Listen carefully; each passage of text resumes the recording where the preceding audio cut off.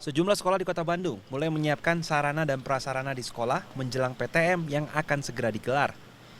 Di SMA Badan Perguruan Indonesia, BPI 2 yang terletak di Jalan Burangrang, Kota Bandung, pihak sekolah mengaku telah menyiapkan sejumlah sarana dan prasarana untuk kebutuhan PTM sesuai dengan ketentuan dari Dinas Pendidikan. Di antaranya menyiapkan pemeriksaan suhu di pintu masuk, menyediakan tempat mencuci tangan dan hand sanitizer, serta menyediakan rambu-rambu menjaga jarak dan penerapan protokol kesehatan di lingkungan sekolah. Menurut pihak sekolah, jika PTM digelar, selain membatasi jumlah siswa hanya 50% dari total kapasitas, jam belajar juga akan dibatasi maksimal 3 jam per harinya. Selain itu, setiap siswa hanya diberi kesempatan untuk melaksanakan PTM 1 kali dalam seminggu.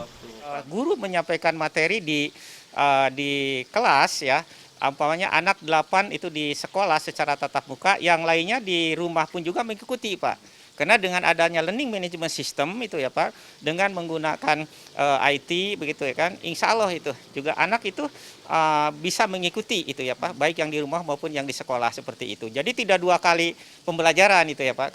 Persiapan juga dilakukan di SD Negeri 113 Banjarsari, Kota Bandung. Selain menyiapkan sarana dan prasarana wajib untuk penerapan protokol kesehatan, pihak sekolah saat ini tengah menyusun sistem pembelajaran yang akan digunakan pada saat PTM berlangsung untuk memastikan semua siswa mendapatkan kesempatan belajar yang sama jika ada orang tua murid yang tidak mengizinkan anaknya mengikuti PTM.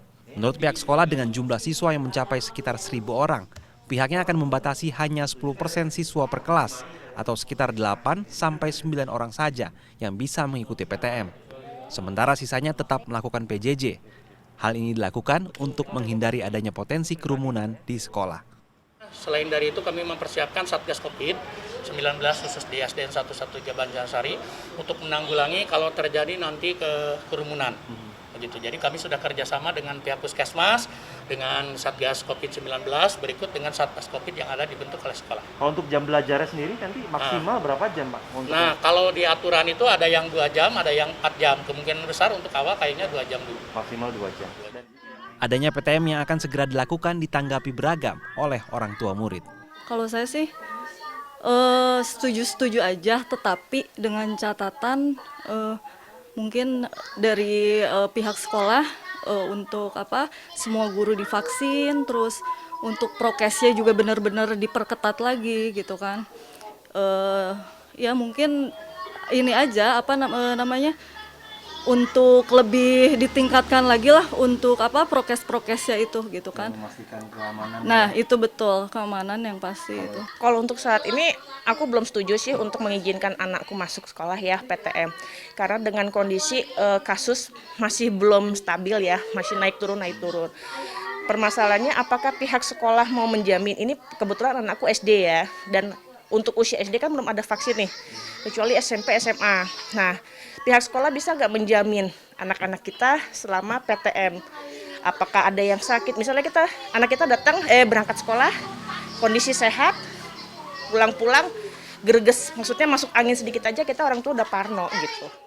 Sementara itu, Kepala Dinas Pendidikan Kota Bandung, Hikmat Ginanjar, mengungkapkan saat ini pihaknya tengah melakukan evaluasi ke sekolah-sekolah di Kota Bandung untuk dilihat kesiapannya menjelang PTM. Hasil evaluasi tersebut nantinya akan dilaporkan ke Satgas Kota Bandung untuk kemudian ditentukan kapan PTM akan digelar. Selain itu, Hikmat juga belum bisa memastikan kewajiban vaksin bagi guru dan peserta didik sebagai salah satu syarat menggelar PTM. Pasalnya, hingga saat ini, cakupan vaksin bagi remaja di Kota Bandung masih rendah. Ditambah lagi, kebijakan tersebut akan sulit dilakukan bagi siswa SD dan TK yang belum diperbolehkan menerima vaksin.